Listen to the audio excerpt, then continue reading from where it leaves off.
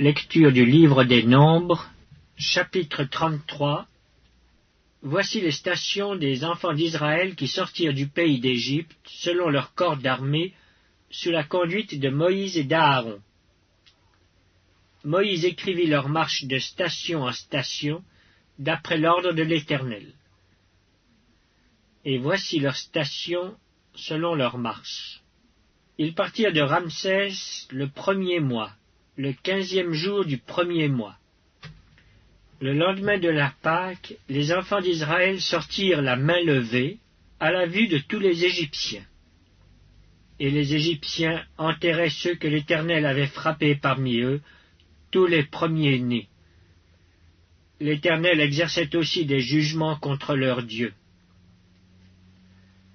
Les enfants d'Israël partirent de Ramsès et campèrent à Sukkot. Ils partirent de Sukkot et campèrent à Étam, qui est à l'extrémité du désert. Ils partirent d'Étam, se détournèrent vers Pi-Hahiroth, vis-à-vis de Baal-Tséphon, et campèrent devant Migdol. Ils partirent de devant Pi-Hahiroth, et passèrent au milieu de la mer, dans la direction du désert.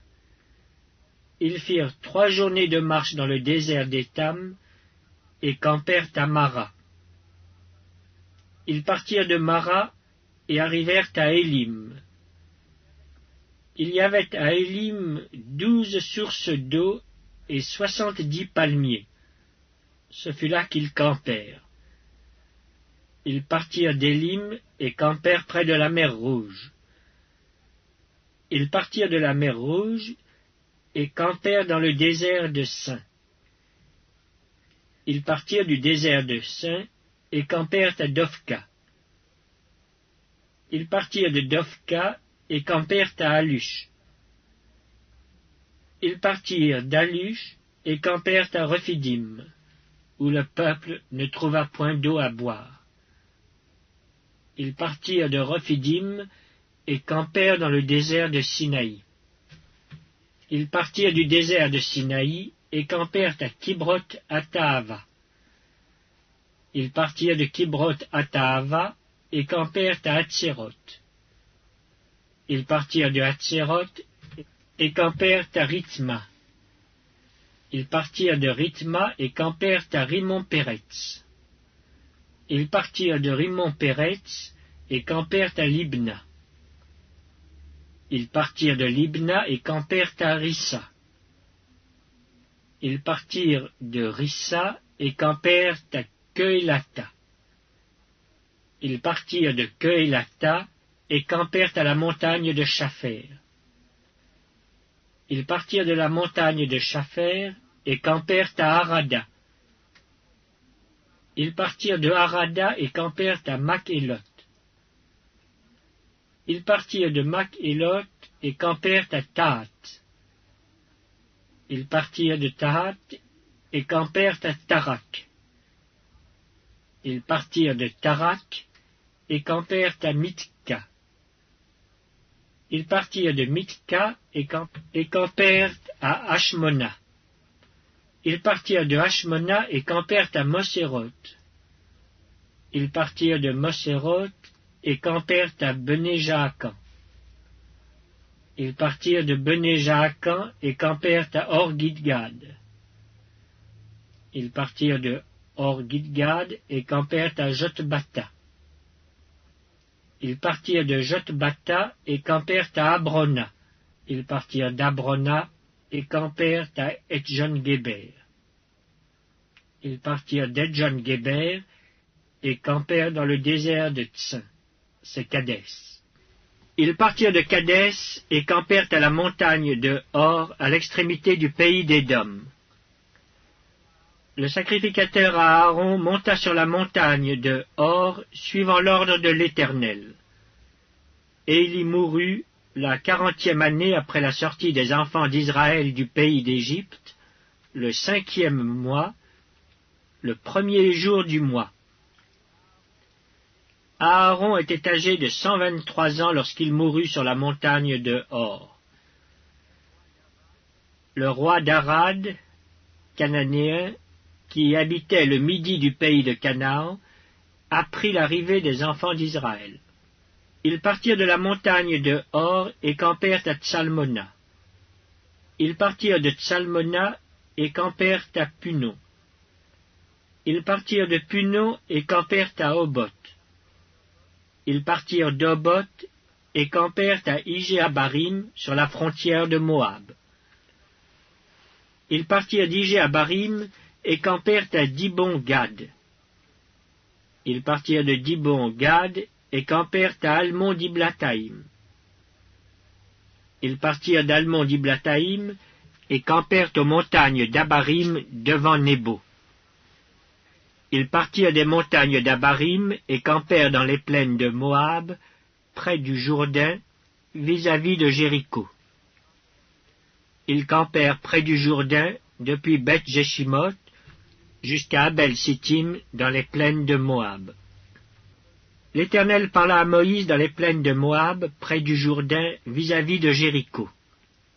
Il dit, « Parle aux enfants d'Israël, et dis-leur, lorsque vous aurez passé le Jourdain, et que vous serez entrés dans le pays de Canaan, vous chasserez devant vous tous les habitants du pays, vous détruirez toutes leurs idoles de pierre, vous détruirez toutes leurs images de fonte, et vous détruirez tous leurs hauts lieux.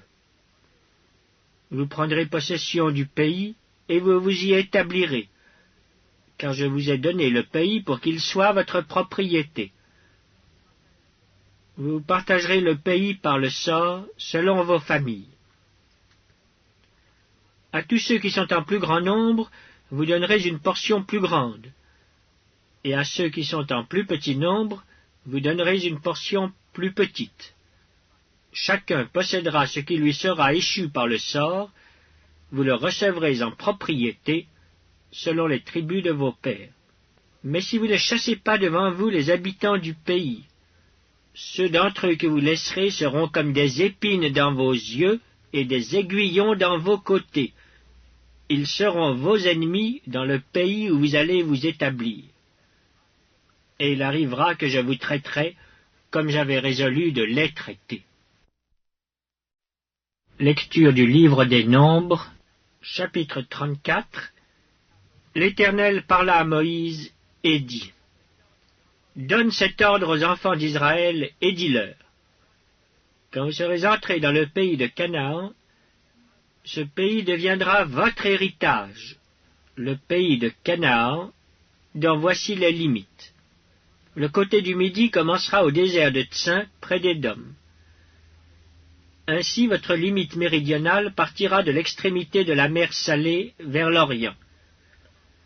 Elle tournera au sud de la montée d'Akrabim, passera par Tsin et s'étendra jusqu'au midi de Kadès-Barnéa. Elle continuera par Hatsar-Adar et passera vers Atzmon. Depuis Atzmon, elle tournera jusqu'au torrent d'Égypte pour aboutir à la mer. Votre limite occidentale sera la Grande Mer, ce sera votre limite à l'Occident. Voici quelle sera votre limite septentrionale. À partir de la Grande Mer, vous la tracerez jusqu'à la montagne de Hor. Depuis la montagne de Hor, vous la ferez passer par Hamath et arriver à Tsedad. Elle continuera par Ziphron pour aboutir à Hatsar-Enan. Ce sera votre limite au septentrion. Vous tracerez votre limite orientale de Hatsar-Enan à Shepham. Elle descendra de Shepham vers Ribla à l'orient d'Aïn. Elle descendra et s'étendra le long de la mer de Kinneret à l'orient. Elle descendra encore vers le Jourdain pour aboutir à la mer Salée. Tel sera votre pays avec ses limites tout autour.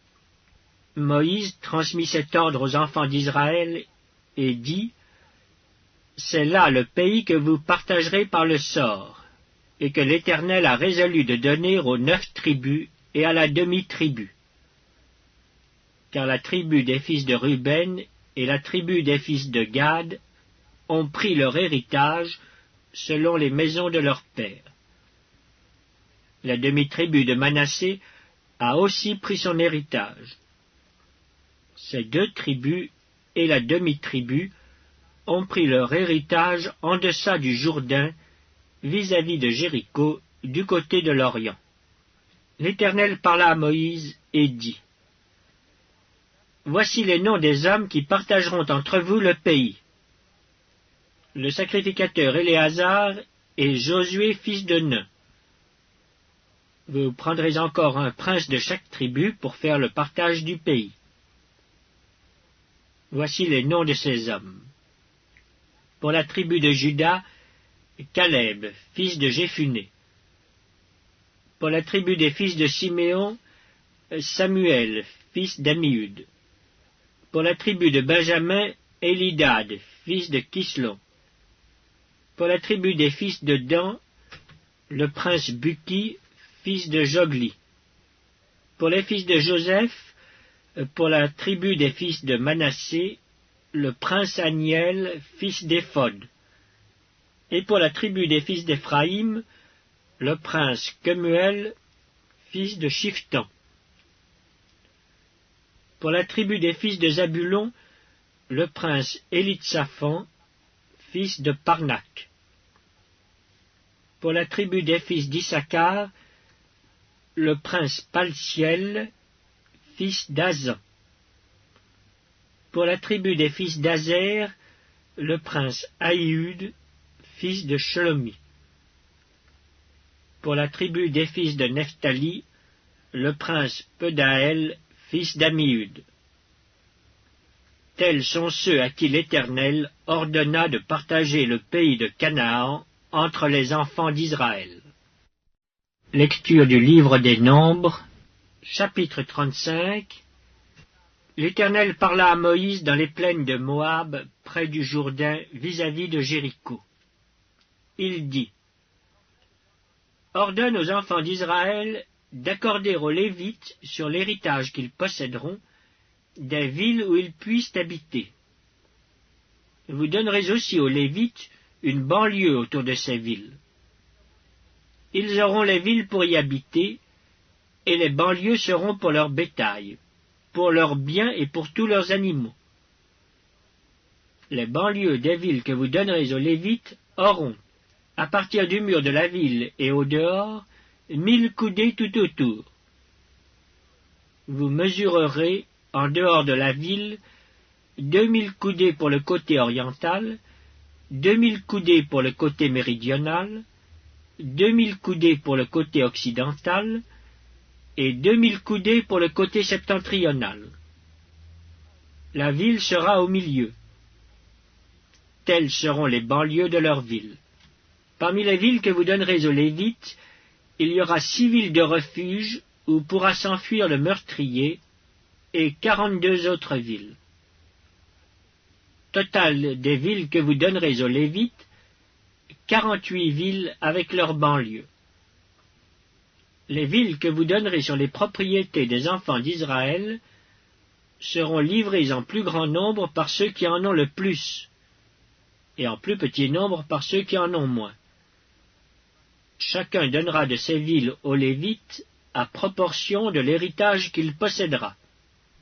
L'Éternel parla à Moïse et dit: Parle aux enfants d'Israël et dis-leur: Lorsque vous aurez passé le Jourdain et que vous serez entrés dans le pays de Canaan, vous vous établirez des villes qui soient pour vous des villes de refuge, où pourra s'enfuir le meurtrier qui aura tué quelqu'un involontairement. Ces villes vous serviront de refuge contre le vengeur du sang, afin que le meurtrier ne soit point mis à mort avant d'avoir comparu devant l'assemblée pour être jugé. Des villes que vous donnerez, 6 seront pour vous des villes de refuge. Vous donnerez 3 villes au-delà du Jourdain, et vous donnerez 3 villes dans le pays de Canaan. Ce seront des villes de refuge. Ces 6 villes serviront de refuge aux enfants d'Israël, à l'étranger et à celui qui demeure au milieu de vous. Là pourra s'enfuir tout homme qui aura tué quelqu'un involontairement. Si un homme frappe son prochain avec un instrument de fer, et que la mort en soit la suite, c'est un meurtrier. Le meurtrier sera puni de mort. S'il le frappe, tenant à la main une pierre qui puisse causer la mort, et que la mort en soit la suite, c'est un meurtrier. Le meurtrier sera puni de mort. S'il le frappe, tenant à la main un instrument de bois qui puisse causer la mort, et que la mort en soit la suite, c'est un meurtrier. Le meurtrier sera puni de mort. Le vengeur du sang fera mourir le meurtrier. Quand il le rencontrera, il le tuera. Si un homme pousse son prochain par un mouvement de haine, ou s'il jette quelque chose sur lui avec préméditation, et que la mort en soit la suite, ou s'il le frappe de sa main par inimitié, et que la mort en soit la suite, celui qui a frappé sera puni de mort. C'est un meurtrier. Le vengeur du sang tuera le meurtrier quand il le rencontrera. Mais si un homme pousse son prochain subitement et non par inimitié, ou s'il jette quelque chose sur lui sans préméditation, ou s'il fait tomber sur lui par mégarde une pierre qui puisse causer la mort, et que la mort en soit la suite, sans qu'il ait de la haine contre lui et qu'il lui cherche du mal, voici les lois d'après lesquelles l'Assemblée jugera entre celui qui a frappé et le vengeur du sang. L'Assemblée délivrera le meurtrier de la main du vengeur du sang et le fera retourner dans la ville de refuge où il s'était enfui. Il y demeurera jusqu'à la mort du souverain sacrificateur qu'on a oint de l'huile sainte.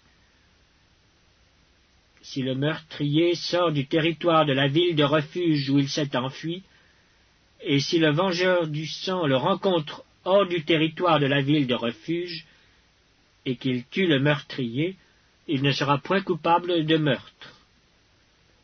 Car le meurtrier doit demeurer dans sa ville de refuge jusqu'à la mort du souverain sacrificateur. Et après la mort du souverain sacrificateur, il pourra retourner dans sa propriété.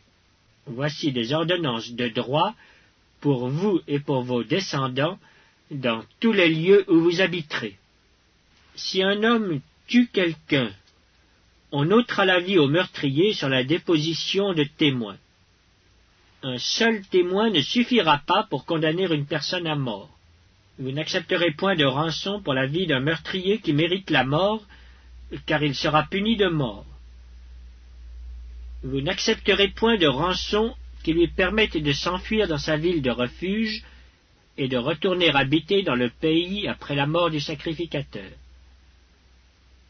Vous ne souillerez point le pays où vous serez, car le sang souille le pays, et il ne sera fait pour le pays aucune expiation du sang qui y sera répandu que par le sang de celui qui l'aura répandu. Vous ne souillerez point le pays où vous allez demeurer et au milieu duquel j'habiterai, car je suis l'Éternel qui habite au milieu des enfants d'Israël.